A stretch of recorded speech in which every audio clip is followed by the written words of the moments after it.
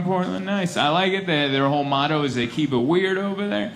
Right? And they're doing a good job. They're doing a good job. Go check it out. Everyone's pulling their weight in that town. Making it weird. I did that show in Seattle, and then I took the train down to Portland. And when I got to the train station, I came across a young lady who I hope was on drugs. You ever meet anyone like that? Where you just go, ooh, I hope that's not permanent.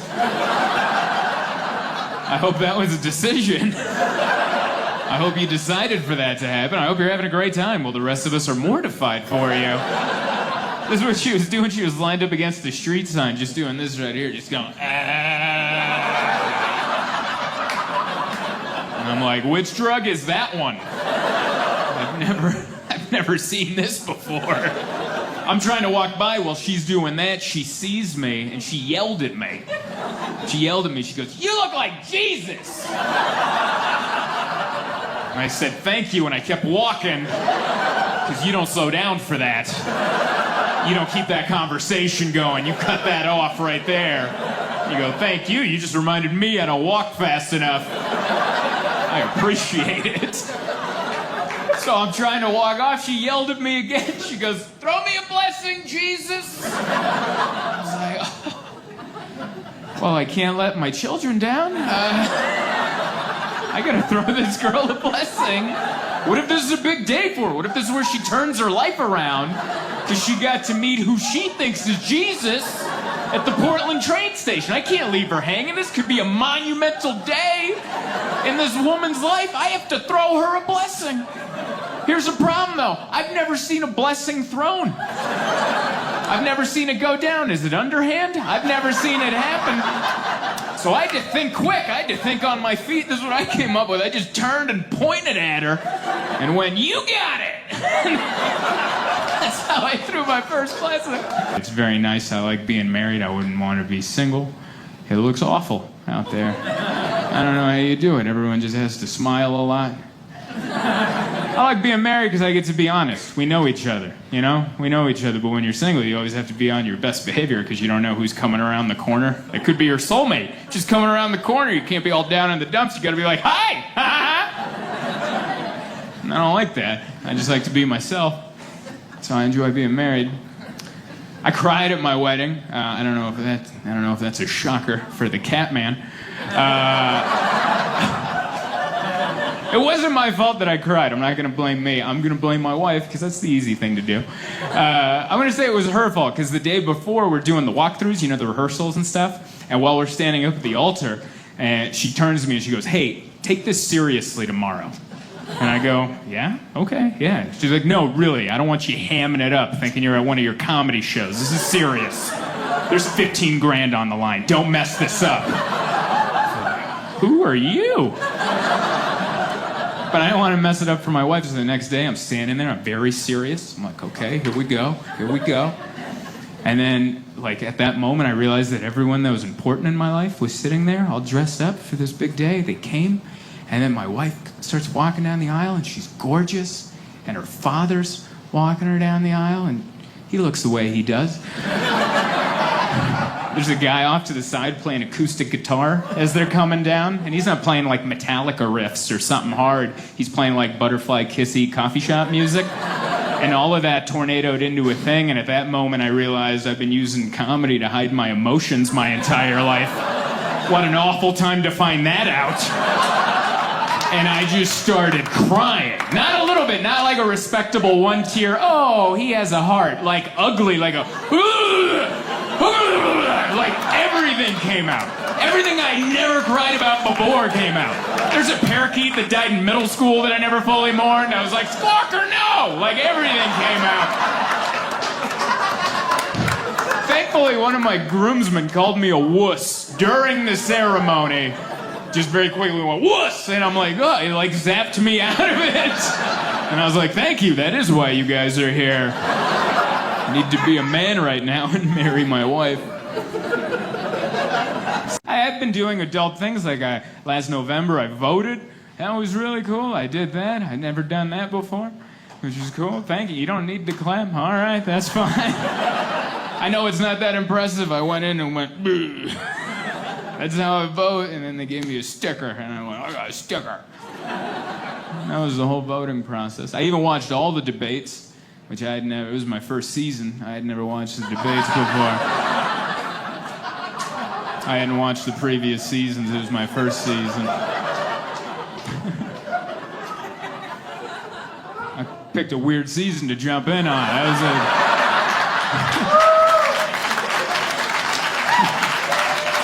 I was like, this is what I've been missing? This is crazy.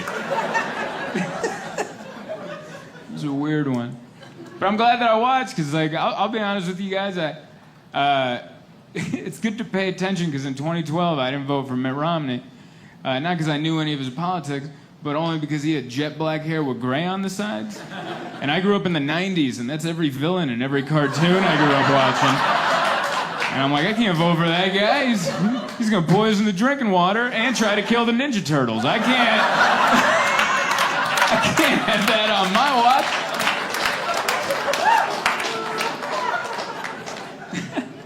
So I watched all the debates. Those debates were so funny. The moderator, I always felt bad for the moderator because everyone kept going over their time. And he kept going, your time is up, your time is up, your time is up. He said it so many times that to a point I was like, I think he might be talking to the country. Like, he's not talking to the candidates. That's a message for us. Hey, your time is up. Head for the hills. Get those canned goods in the four-wheel drive. We're done here. It was so odd. We voted. My voting situation was weird because I voted at my neighbor's house. I don't know if that happened to anyone else. That was my polling place. It was my neighbor's house, which kind of took the shine off the proceedings a little bit. My wife and I, we just walked out of our house. We walked around the block, and my neighbor set it up in his garage. That did not feel official. Like, that is not how you pick the next king. This feels wrong. I went in there, I put my Starbucks on a stack of like empty paint buckets. He gave me a Scantron with a Sharpie. I went to a booth that was snapped together with cardboard. I just remember looking at my wife going, I don't think they're counting these. Call me crazy, we're in a garage right now. So bizarre. I didn't just vote for president, I voted on all the propositions. I read most of them. It's a lot of reading. I went in with good intentions. The first third, I read every line. I was like, informed decision. The next third, I started skimming. There was some skimming that started happening. And that last third, I was just like, yes, yes, no, no. Is there a C? I remember in high school there was a C if I didn't know. I still thought I did a fine job until we were walking home. My wife was like, hey, what'd you put for the death penalty? And I was like, ooh, that was on there? They should have put that higher up. We messed up in San Diego. Question 1 was like, hey, do you want the Chargers to get a new stadium? Number 85, how do you feel about killing people? Maybe a little bit. You have to be careful with the propositions because sometimes you vote stuff in, but it doesn't take action for a couple years. Like, we voted to ban plastic bags in Southern California, maybe all of it, I don't know. But now it kicked in, and it's weird now at the grocery store. It's weird out there because they don't have plastic bags anymore, and they sell them for 10 cents, and that's what they sell them for now. And I don't know who these people are yelling at the cashiers, but they're so timid. When you walk up, and they go, Did you bring your bag? Did you bring your bag? Did you bring it? Did you bring your bag? And I go, No, I didn't. That's you guys. I bring money. You have food in bags. That's how it's been this way for centuries. And then she goes, ugh, it's going to be 10 cents for a bag. It's going to be 10 cents. And I go, okay. I had no idea I was filthy rich, apparently, because that's not an issue. Like, who are these people just yelling? Oh, really? Well, then just put it back, then. I'm taking my business elsewhere. 10 cents isn't slowing me down. But I guess since people have an issue with it, next time I'm at the grocery store, I'm going to throw $1 down, and I'm going to go, hey, bags for everybody. That's going to be the new Making It Rain. He just came in and threw $1 down and made a tornado motion. I took a driving school class here, like when I was learning to drive. It was taught by a trucker who, I loved it. That was my favorite part, is when I got old enough to where teachers didn't have to be certified. You know what I mean? Like, all throughout your childhood, those teachers are rigorously like certified to make sure they know what they're doing. And then you get to high school and they just kind of quit. You know? Like most of them are, but then you get some teachers who are like, let me tell you about the government. And you're like, what? And you're like, oh, this is an ROP program. All right. This is why he loves wood. He hates society. All right? Starting to put the pieces together. I had a woodshop teacher in high school that, like, you ever meet someone who none of their dreams come true? So now they're, like, stuck at a job and they never let anyone forget it? That was my woodshop teacher. I had a woodshop teacher in high school. His name was Mr. Brent. And he was pretty regular, amongst other things. Like, he had all his fingers. Like, he wasn't one of those guys. You know, he was like, oh, he's missing a hand. No, he had all his stuff. But he was missing most of his heart. Like, he was missing, like, a part or section. He was a hateful man.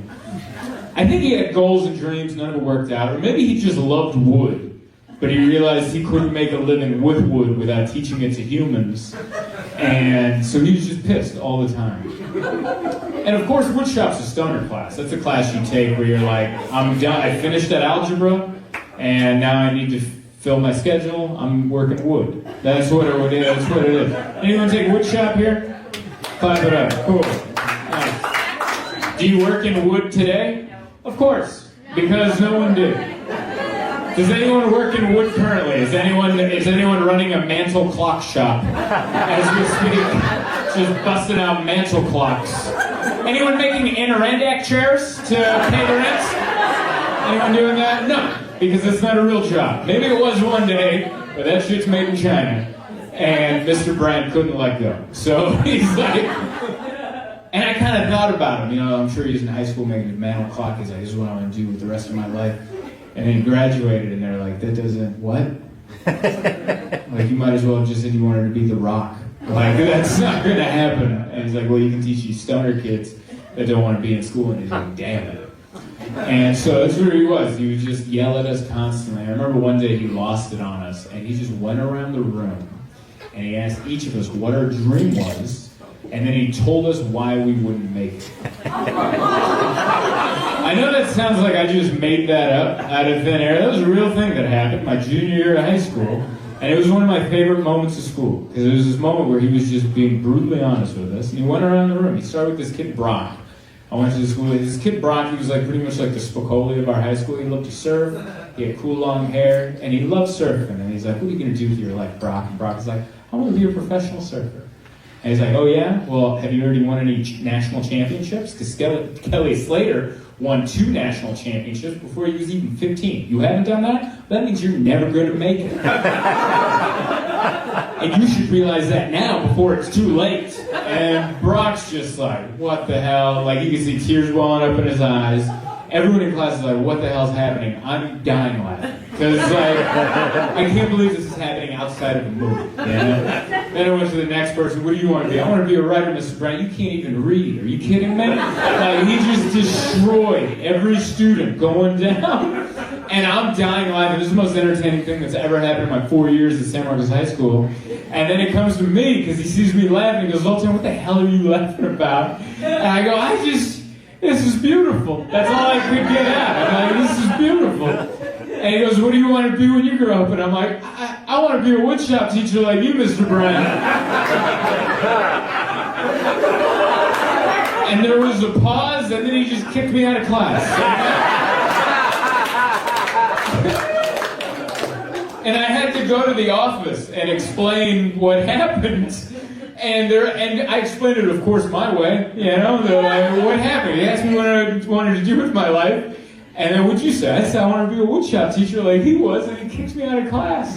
And the principal, who I think knew how I meant it, but couldn't admit it, because then we're both admitting that guy's a loser, just had to go, oh, we all have bad days.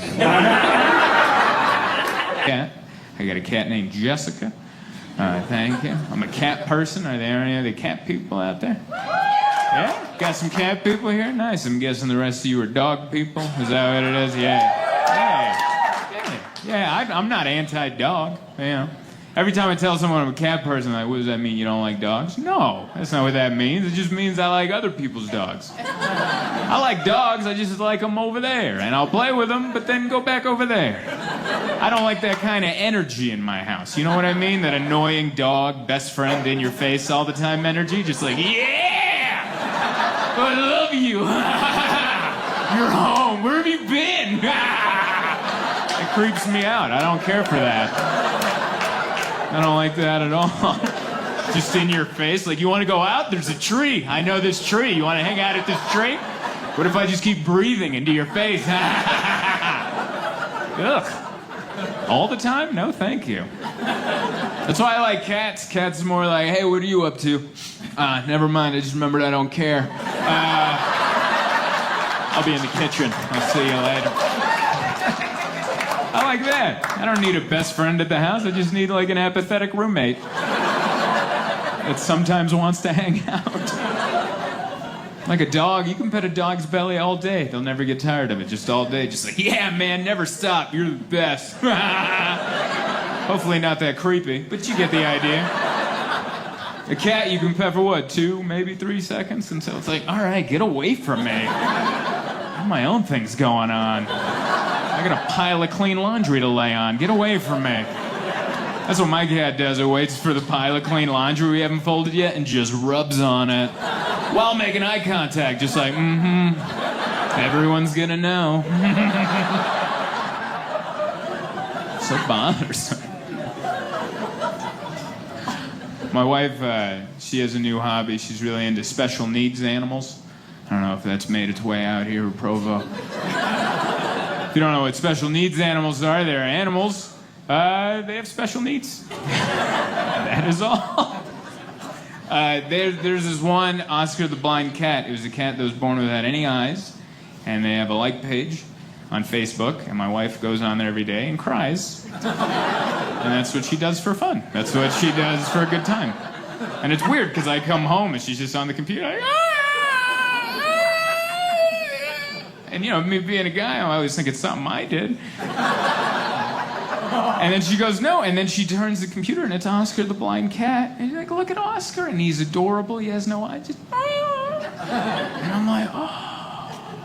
And then she goes, I want a special needs animal. I want one. I'm like, you don't ask for one. You get bestowed one. Because I don't know, what do you can't just go to the pound and be like, hey, what do you have in the back? Like, that's not how that works. I need like a 3-legged dog or a cat with something. What do you have? You can't do that. That's why, you know, we got Jessica at the pound. That's where we got Jessica. And we didn't name her Jessica. They named her at the pound. And people always ask, like, why don't you change your name? Because that's wrong. You don't change someone's name. That's rude. Like, if you adopt a kid from another country, you can't just be like, yep, can't pronounce that. Your name's Jeff now. That's rude. You learn that person's name. So I got a cat named Jessica. Very much your fan. Jessica's overweight. She weighs more than she should for a cat, which sucks, because when people come over, no one blames the cat in that scenario. You know what I mean? No one comes over and goes, what happened here, sweetheart? A little heavy on the carbs? No, they look at you and they go, what'd you do to her? And that's not fair, because I try. We have the laser pointer. I got the stick with the feather. I'm always running around my house. Come on, sweetheart, let's get the cardio going. But she's not that into it. My wife and I, we bought diet formula kibble. They make diet formula kibble, and they have rules. Just 1 cup per day, because you're on a diet, Jessica. We try. But then at 2 a.m, Jessica would come into our bedroom at night, climb onto our bed, and then stand on my head. 22.5 pounds of her, you guys, on my skull. And she would come down into my ear and just go, meh, meh. And I'm like, yeah, you're right, this diet is over. I had no idea that's how you felt about it. I apologize. I am getting up right now and cooking you some bacon. Let's get after it. I don't have any children, but if I'm out in public and I see a parent of an overweight child, I make eye contact and I go, I get it. Does that little fella stand on your head at night and scream in your ear? I get it. Give him what he wants. We need our sleep. My wife and I always sleep on a memory foam mattress. That's what we sleep on. Anyone else here rocking the memory foam mattress? It's the best mattress in the world. It's the most comfortable, is it not? It's the best. That mattress is made for sleeping and sleeping only. Don't do anything else on that mattress. It was not created for that. That is not why scientists came together. It's made for resting comfortably, and that is it. I know, because we've tried, and it sucks every time. It's like trying to wrestle in quicksand. It is the worst. You just start sinking in slowly. Stay calm, stay calm. Just try to get your leg out. Just breathe, keep your eyes open. Keep your eyes on the horizon. Try to get your leg out. Get your leg out. I'm gonna get some help. Jessica, we need some help. But she can't help. She just stands on our backs and pushes us in further. Well, I did that. I'd never done that before.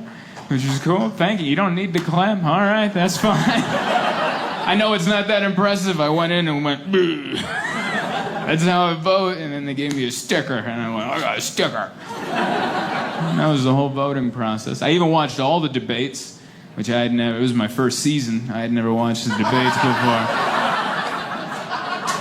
I hadn't watched the previous seasons. It was my first season.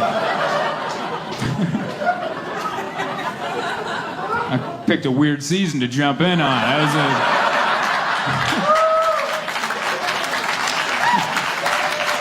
was like, this is what I've been missing? This is crazy. It was a weird one. But I'm glad that I watched, because like, I'll be honest with you guys, it's good to pay attention, because in 2012 I didn't vote for Mitt Romney. Not because I knew any of his politics, but only because he had jet black hair with gray on the sides. And I grew up in the 90s, and that's every villain in every cartoon I grew up watching. And I'm like, I can't vote for that guy. He's gonna poison the drinking water and try to kill the Ninja Turtles. I can't have that on my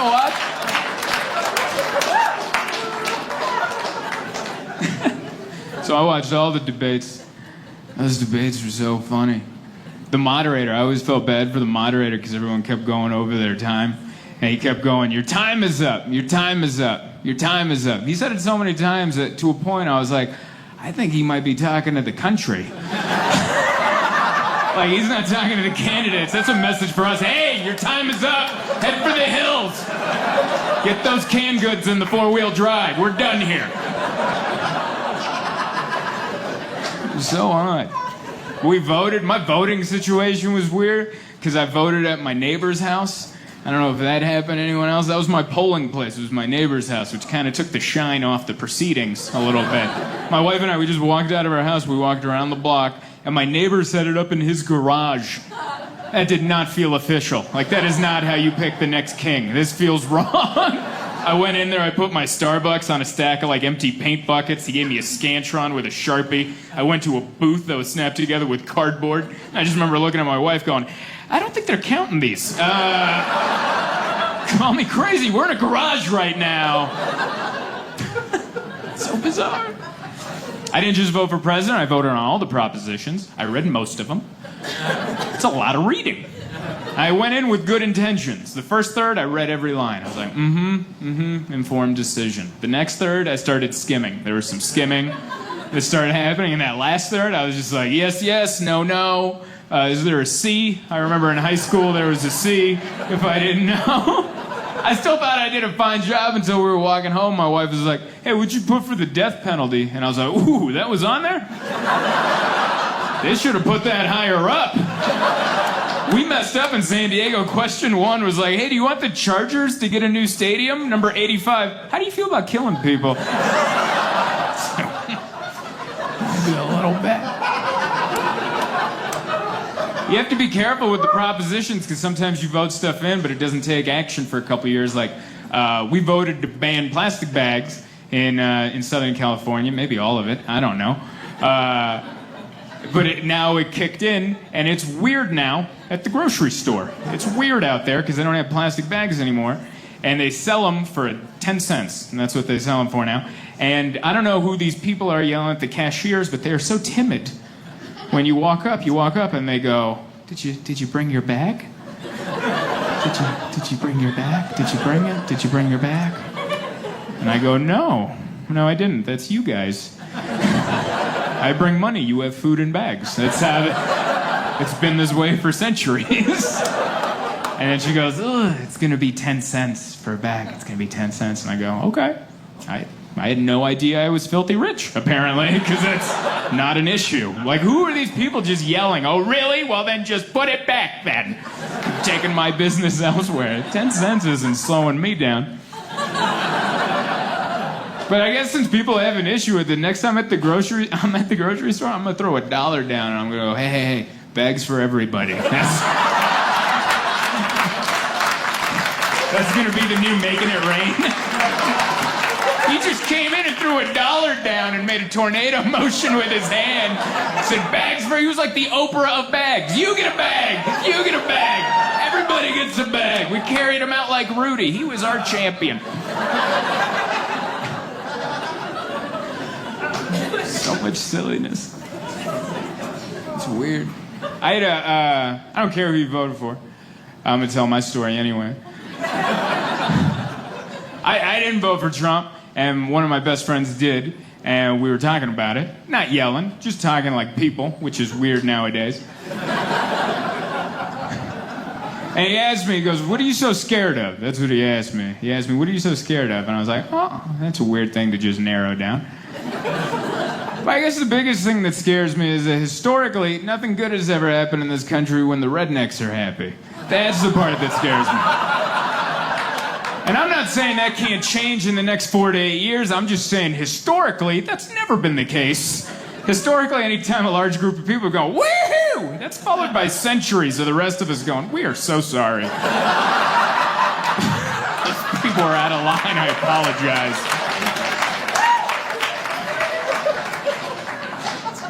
I like it now. It's been a few months, so people are more friendly about it, but it got weird there after a while. I blame the internet for that. I blame the internet. Because you argue with people you've never met before. You know, Facebook has taken things away. You can't have acquaintances anymore. Remember acquaintances? They're people you kind of knew. Hey, his name's Dave. Works at the hardware store. We talk about sports. And that's all you knew about Dave. And you like Dave that way. But now you got to be Dave's friend on Facebook, and you're like, whew. Dave is in the Ku Klux Klan. I had no idea. I thought he just liked the Chargers, but no, there was more. There's a lot more. Sound guy's always on a smoke break with the... That was great. Ah, he's already on. Ah! You will hear your song. Ah! Dude, I love it. Thank you all for coming out. One more time for Jody and Bob, everybody. Make it loud. Oh. So happy to be here. I love coming to Tacoma. I've been coming here for years, and I like what you've done with the place, all right? You keep it the same, and I appreciate that. A lot of people are like, we're going to refab some stuff. You guys are like, nah, let's just watch it corrode. It's beautiful, but you guys aren't doing anything to it, and I love that about the place. I love it. I love it. I loved the rain this weekend. It was just pouring, just rain with hills. That's what you want to do, right? Yeah, make that umbrella worthless. Your shoes are getting wet. I think that's why you guys are tough, because you guys have had to deal with wet socks. Like, you guys get your socks wet, and then you continue with your day. If I step in a puddle, that day is canceled. That day is, I'm not walking around with a wet sock. I'm going to get hot foot. Man, I'm going to be a lot to deal with. I don't know. I love the Pacific Northwest. It's beautiful and sad at the same time. It is. It's beautiful but moody. You know what I mean? It's just beautiful and sad. Just like a guy playing saxophone at a bus stop or something. Just beautiful and sad, or like a Las Vegas showgirl on a smoke break, you know, just...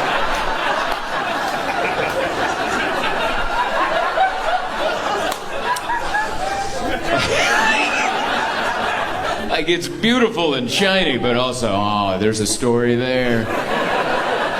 I love it. It all just, every scene just looks like the end of a movie. All of it. Just, it's so emotional, like you can almost just picture just silence and then just piano keystroke. Just dong, dong, dong. I don't know, man. It's beautiful. I like what you guys have done with Tacoma. I enjoy it. I've had a good time out here. I went to the mall yesterday. I checked out your Tacoma Mall. And that was a good laugh for that mall. I'll tell you what, the Tacoma Mall's doing better than a lot of the other malls around the country. At least all the spots are taken. I go to a lot of malls around the country. There's a lot of places to start a business. At most malls in America, there's a lot of places. And the Tacoma one's pretty full. I mean, one of them's like a tattoo parlor, which is like the last, they're like, I guess, just we'll take anything.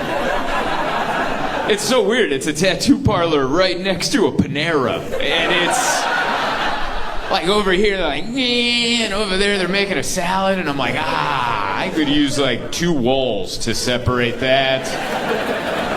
Like there's skin being penetrated over there, and then over here they're making a sandwich. I don't care for that. But yeah, I went to the mall because I went to go buy a gift for my wife, and I'm glad malls still exist because I need people. I need help with people. Every time I've bought anything online, it's been a complete disaster. All right? Every time. It's never the right thing. It's the worst thing that it could have ever been. It's the wrong size. Have you ever bought groceries online? Has that ever worked out? Has everything come the way you wanted it? Can we all get together? Can we get a universal measure on bananas? For the love of God, can we get a universal measure? I told my wife, let me take care of the groceries. I'll order them. And I was like, they sent me 1 banana. All right? I didn't know that's what they meant. That's how you buy. If someone's like, get bananas, be like, yeah, there you are. You grab them. Just grab. They ripped a banana off and sent it to my house. How disrespectful is that? Is that what you think I did? You thought I woke up hungover and ordered a banana? And then a normal amount of everything else? No one over there thought, hey, maybe text this guy. I think there's some kind of miscommunication. There's no way he just wants 1 banana.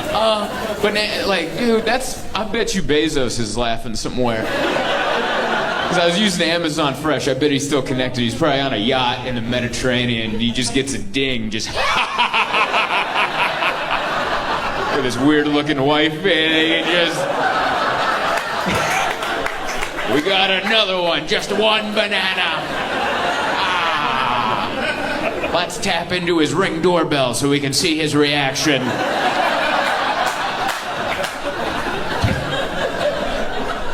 It was awful. My wife yelled at me. Why would you order 1 banana? I was like, you really think that's the plan? You thought that's what I pulled my phone out for? And then the next time I went on Amazon Fresh, I'm like, all right, give me 5 bananas.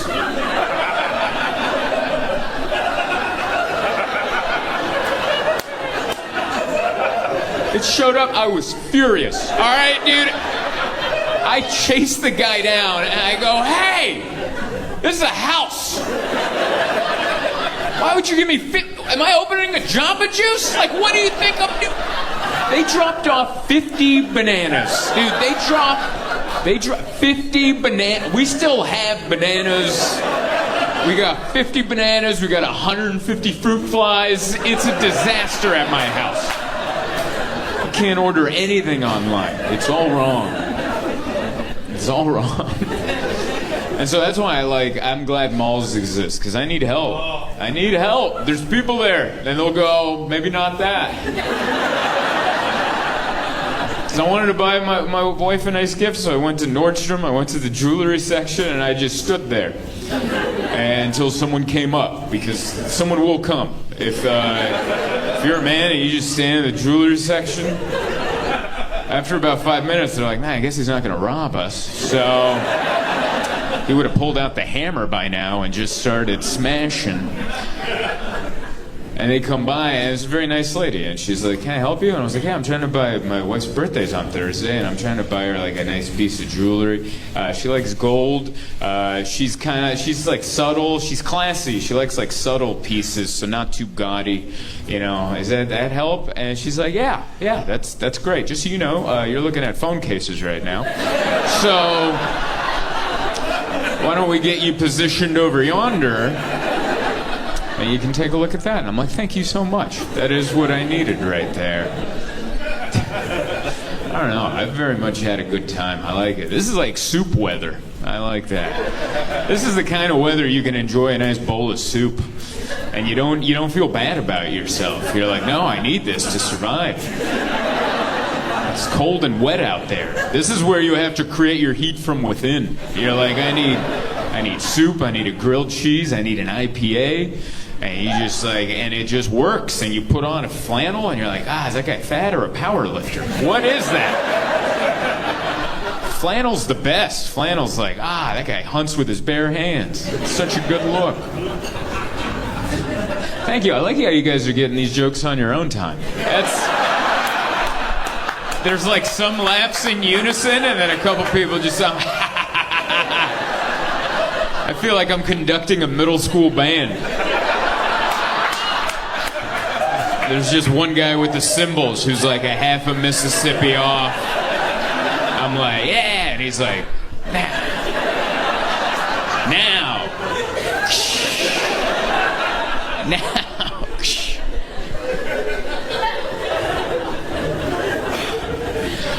Oh, man. But I very much enjoy it. Flew in on Thursday. That was fun. I had a nice flight. I got to sit next to a baby, which was fun.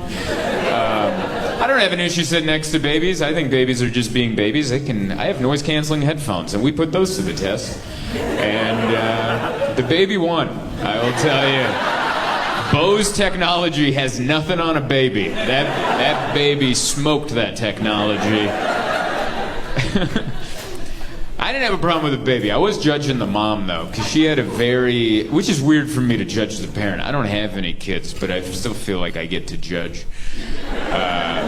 I don't think you have to have the same merits to just judge somebody. That's part of being human. Hey, what the hell are you doing with that? It's like, you ever even dealt with this? No, but I'm watching you do it, and it feels wrong. Yeah? Like, her baby would not stop moving. This baby did not want to be on this flight. None of us want to be on this flight. It was early. It was 5 a.m, and this baby's like, "I don't want to be on this flight." And she's like, "It's going to be all right." And the flight attendant comes by, "Can I get a boiling hot coffee?" And it's like, that's what you want to add to that mess? That's what you want to put on that little tray while the baby's like, and then I'm just sitting here just waiting for the moment. I moved my phone over. I'm like, let's not ruin the phone. And I'm trying to decide what part of my thigh I want to get a first-degree burn. And I'm like, why are you confident in this? Like, is that, I didn't know, I couldn't tell if this mom had a death wish. Like, yeah, burn us. That might shut her up. Piping hot coffee, flailing baby. And the way this mom got the baby to calm down is she took a bunch of snacks out, like Cheerios, and she put them all over the tray. You know, the little tray that comes down? Just put bare Cheerios on the tray. I see your face right now. That's the face I was making. And then I watched the baby eating right off the tray, and I'm like, that baby's going to be dead by midnight. That baby's not making it to tomorrow. It's going to be like Cinderella for that baby. Once midnight comes, it's going to turn into a dead pumpkin. Like, that is... Either that or this baby's going to live forever. Like, those are either it's going to die or it is now an X-Man. And I was watching that. I'm like, is this the new RFK vaccination plan? Like, what is... Just soak the Cheerios. You don't need vaccines. We all have airplanes. Just start eating off of them. Lick a handle. That's your flu shot.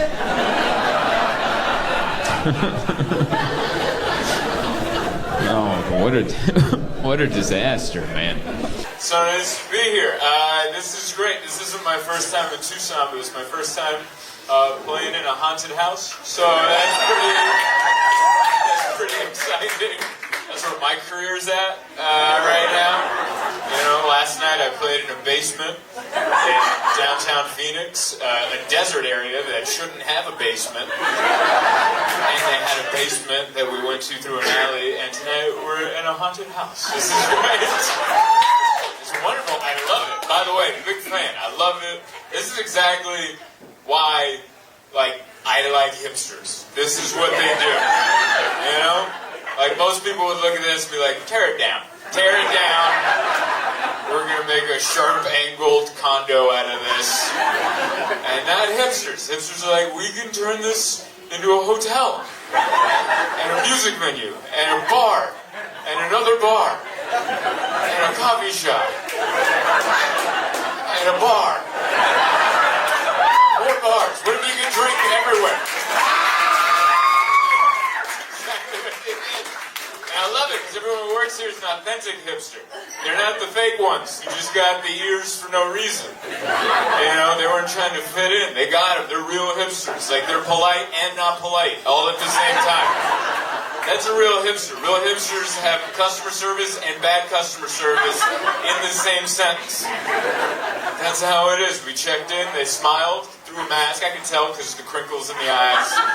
That's how you can tell when someone smiles with the mask on. And then, like, welcome, and here's the rules. And then, but polite, but rules. And then I'm like, I have a question, and he was gone. So it was like a mixture of welcome and unwelcome. And I like that. That's probably how this place was in the 30s. You know? I think it was nice when John Dillinger showed up here. I called him Don Dillinger because I had one cocktail. That's where I'm at. I'm a lightweight. Not eating any bread, so all it takes is one cocktail. You ever not eat bread for a day, and then you're like, oh, I get drunk from sniffing a drink. You need that bread. It's so good. But yeah, it's nice we're staying at the hotel.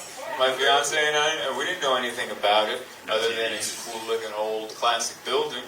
And then while we're in the room, it's just a tiny room with a bed and a little desk. It looks like someplace like Bukowski got drunk and wrote, you know?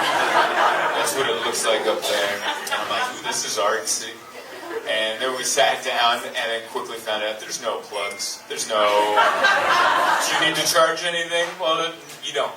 All right? I'm telling you, you don't. There's no plugs. And then she's like Googling the hotel. She's like, this place is cool. And she's like, oh, it says this is one of the most haunted places in the entire country. And I'm like, huh?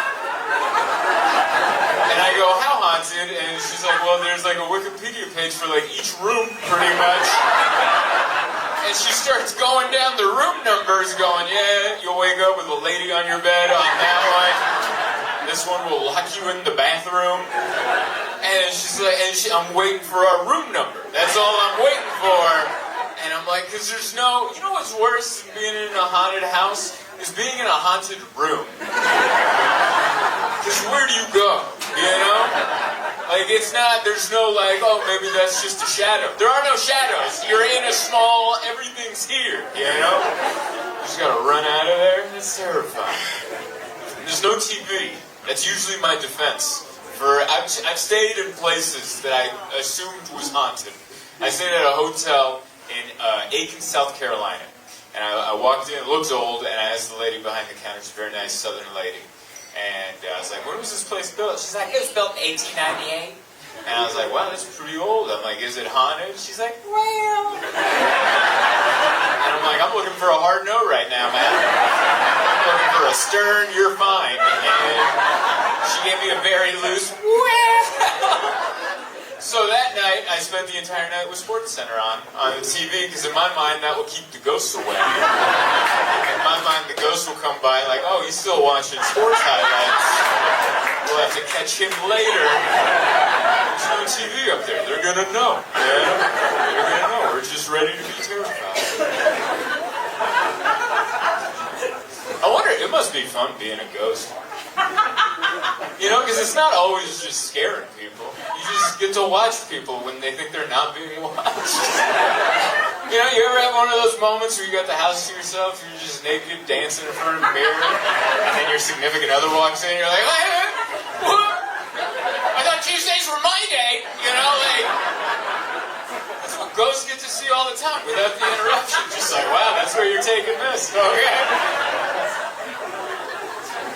Like, before I came down, my fiance was helping me put Vaseline on my taint, because I worked out this morning. We ran on the treadmill and we had breakfast afterwards, so all my sweat dried while I was sitting, and I got a little rash in the taint. And then I'm like, how am I supposed to do this show? These people are expecting me to be all suave, and I got a rashy taint. So there I am, just doing like a yoga pose in the bed. She's just putting a little bit of Vaseline on my taint, and I'm like, John Dillinger's in the corner right now. This is why I won't leave. This is why I stay. Like I'm gonna go to boring ass heaven or hell, and I'm staying right here. Watch a grown man lube up his tank. It's the dry air. Alright. It's the dry air. You need a little. I've performed here before. It's been a couple of years. And then, you know, I haven't been to Huntington Beach, but I've been seeing you guys on the news. Well done staying relevant. It's good. Other cities just kind of hailing you. This is our time to shine. Oh, yeah. It's 3 places I saw on the news during the pandemic. Huntington Beach, Florida, and Texas. Where you guys were like, we're going to tell you we're doing it. Alright? I guess I should have known, but I guess I didn't, you know? I always thought that about Huntington Beach, but I didn't know it. Then I saw it, I'm like, I guess, yeah. Well, that makes sense.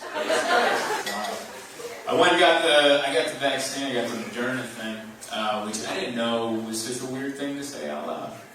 That's like a divisive thing to say, I got vaccine, someone goes, well, what are you doing? What? Like, I had a friend of mine get mad at me, a childhood friend. He's like, why'd you get that vaccine? And I'm like, because I don't know anything. I don't know anything. I never went to college. I didn't like it. Like, science class?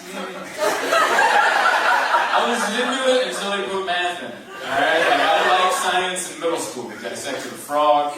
We learned about something. And then in high school, I'm like, I still like science, and they're like, hey, you know how you can't do algebra? Well, we brought it into this class. It's called chemistry, and this is where you quit. And that's where I quit. That's where I quit science, right there, sophomore year. And so I never went to college. I had a 2.75 GPA from high school, which isn't stupid, it's also not smart. Just an average guy. Just average, you know, don't ask me to do the tip. Just the average, whatever. And there was a virus, and these nerds came on my TV, looking all nerdy. And they're like, hey, you should go get the vaccine. Because we went to college, longer than you went to regular school. And I'm like, okay, I'll listen to you. I don't know, a lab coat, you know, what do I know? So I went and got the vaccine. And apparently, I think it's still 70-30, like 70% of the country has it, 30% did it. And my friend's part of the 30, and I'm like, well, I did it because I listened to Nerds. Didn't you hear the Nerds? And he's like, yeah, I heard the Nerds, but I also listened to a jiu-jitsu podcast. And they recommended that we reconsider. And I was like, all right. And by the way, I'm not knocking you. I don't care. I don't care if you got the vaccine or didn't. I just went with the Nerds on this one. That's all. If I want to learn how to get abs when I'm 60, I'll watch the jiu-jitsu. Do I use kettlebells? Or do I use this? Just this until my girlfriend gets younger? Like, what do you got? All those guys, that's why I'm scared. I don't want to just do this. Younger. And we're becoming R. Kelly. Too many kettlebells. I'm sorry, I just watched it last night. I waited 2 years to watch the R. Kelly one, and I was like, oh.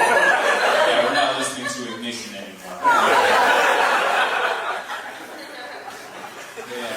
And I mean it. I'm not one of those people. If you don't want to get the vaccine, I don't care.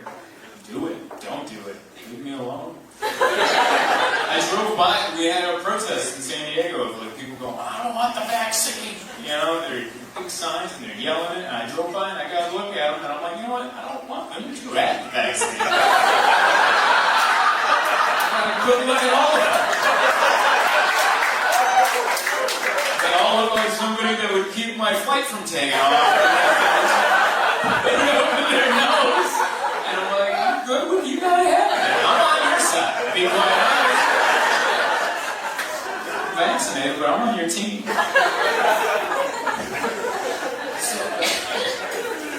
Listen, and now we're back. I think the pandemic's over. Is it? I don't know. But when it is over, there should be like an official statement. Quit leaving us in limbo. So we should come out and go, hey everybody, it's over. And I think that person should be Greta Thunberg. And I think that's who should do it. Do you guys know Greta Thunberg? She's the little girl. He does. It's alright, I'll explain it. She's a young lady who lives in like Iceland or Norway, one of those sad countries. You know those like up there sad countries where they're like smart and well dressed, but at the same time you're like, you're sad, aren't you? Tell yourself. I think she should be the one to tell us that the pandemic's over. Give that little girl some good news to give us. Every time she shows up, it's the worst news ever. It feels like the groundhog. Bad news. Every 6 weeks she comes out, she goes, hey, we're all still dying. We're like, it's great. I was doing okay until you said that, but yeah, thank you for reminding me. And I'm not making fun of her. She's smart, and I'm not even disagreeing with what she's saying, but I'm like, she scares me. She scares me. Like, I'm not a father, and part of the reason is because I'm like, I might have a Greta Thunberg. I'm not knocking her. I'm sure she's a wonderful child, but she's also that all the time. Can you imagine that all the time? Just a dad trying to be a dad. Say, oh, good morning, Greta. How'd you sleep? The polar ice caps are melting, Daddy. We'll all drown in seawater by noon. That's great, honey. I got some waffles ready for you. Just sit down, grab a napkin. How was ballet practice, sweetie? You got me non-biodegradable shoes. I'm going to outgrow them in 6 weeks. Thanks, honey. It's a fear that I have. I thought the pandemic was over in March of this year, and I declared it over. I actually said it out loud to people. And I had no jurisdiction, but I saw a lot of people that had no jurisdiction yelling way worse, so I'm like, it's my turn. But I thought the pandemic was over in March of this year, because I was on a flight coming home from Kansas City, Missouri, doing some shows. And there was a lady who had a whole row to herself across the aisle, which is what we like to call first class in coach. She had the whole row to herself, and she laid down, face first into a seat cushion. Yeah, no pillow, no rolled up sweater, just face into a butt pad. And I'm like, yeah, I think the pandemic's over now. That's my reasoning. I think the pandemic's over right there, right as she's doing that.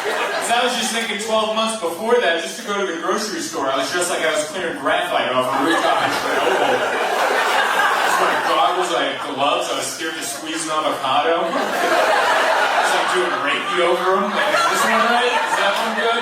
Nope. Wrong, every time. And then here we are 12 months later, this lady's just motorboating until she's sleeping. I'm like, yeah, I think the pandemic's over right there. Or was I wrong? We're fine. Yeah. I didn't remember how crazy things got, like right away. Right away, people punching each other for toilet paper. That was hilarious. I'll never fight anyone for toilet paper. I'll fight you for food. If we're out of food, I'll give it. I won't win, but I'll try. I'll put a swing in there, or at least try to entertain you for some. Come to my one skill, like chicken wing. I might fight you for food. I'm definitely not fighting you for toilet paper. I couldn't believe that. Toilet paper? Like what? You just no running water at your house? Running water and old shirts. I was fine.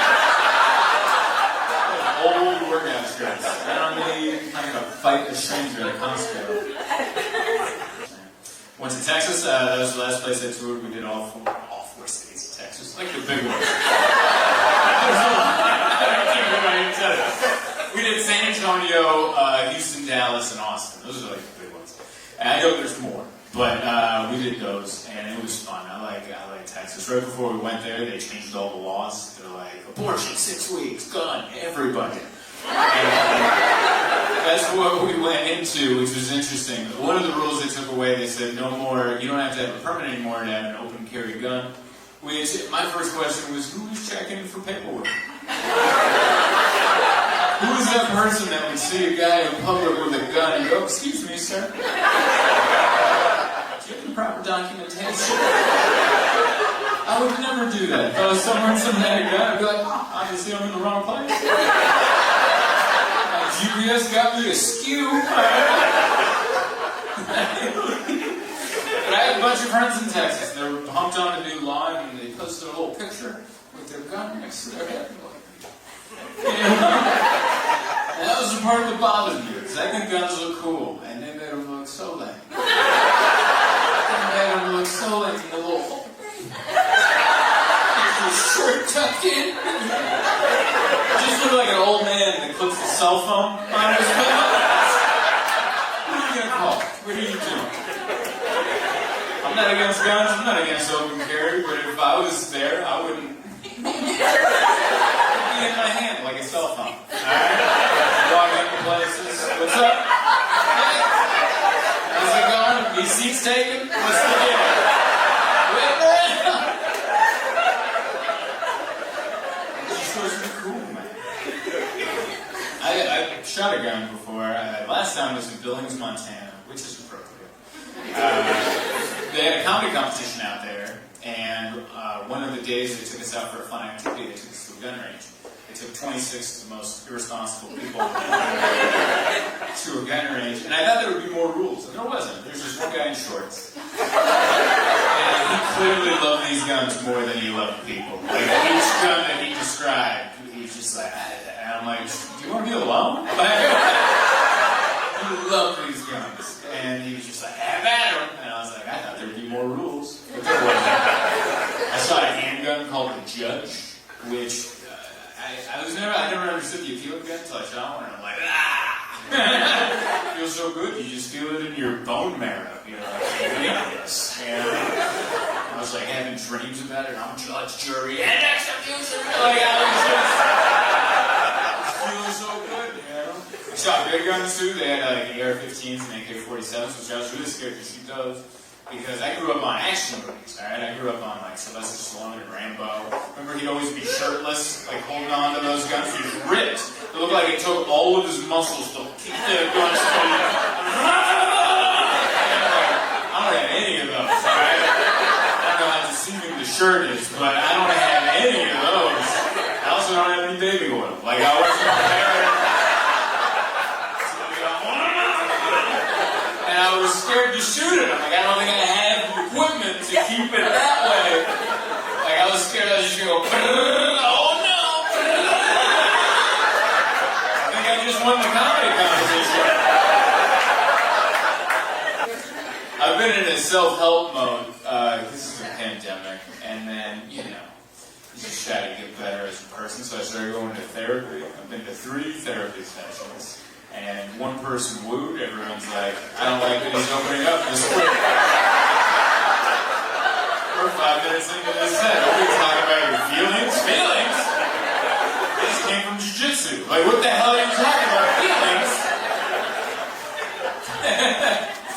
But yeah, I got signed up for therapy because I'm 34, and I came to the realization that I'm best at expressing myself and talking to people by doing this. This is how I prefer to interact with human beings. By being on stage where I'm elevated, illuminated, amplified, and I want it to be frowned upon if you interrupt me. That's how I want to communicate with humans. That I'm like, you better get this checked out. And I was dead on. There was a problem. I went to therapy. I was scared to go to therapy. I've never gone to therapy. I don't talk about my feelings. Let's hurt in here. Let's hurt in here. Oh, keep it in there. Don't let it out, and you're going to scare people off. If you let out these ideas out here, you're going to scare people off, which is stupid. Because during the pandemic, everyone's let their ideas out, and they've just formed groups. That Capitol riot, that was someone's idea in here. And for his entire life, he's like, I gotta keep this in here. I'm gonna scare people off if I have this idea. And then he yelled it out, and some dude dressed like a yak appeared next to him. And he's like, that's a great idea. And then before they knew it, they had hundreds of thousands of people over there going, get in there. So I was scared. I was scared to release the inner thoughts, you know? So anyway, I started going to therapy, and I was terrified to go to therapy because I didn't know I'm not supposed to talk about my feelings. I'm going to go tell them to a stranger that I'm pain. Like, I don't know, it just felt weird. And the only way I can describe it, I've never been to therapy, the only way I can describe it, it's like a job interview where you have to be honest. Imagine that. Imagine going on a job interview but you can't do any of the bullshit answers. You know what I mean? Where you're like, oh, my biggest setback, I care too much. Sometimes I care too much, you know, can't do any of that. Imagine that, going to a job interview and just be like, yeah, I'm just doing this until something better comes along. Anything, yeah, I'll be there in 15 minutes every day. And that uniform, yeah, I'll wear that for the first couple of days. But that's going to get lost, definitely. Imagine that, going to a job interview where you have to talk about yourself because you have to be honest, and at the end, you never find out if you get the job. That's what going to therapy is like.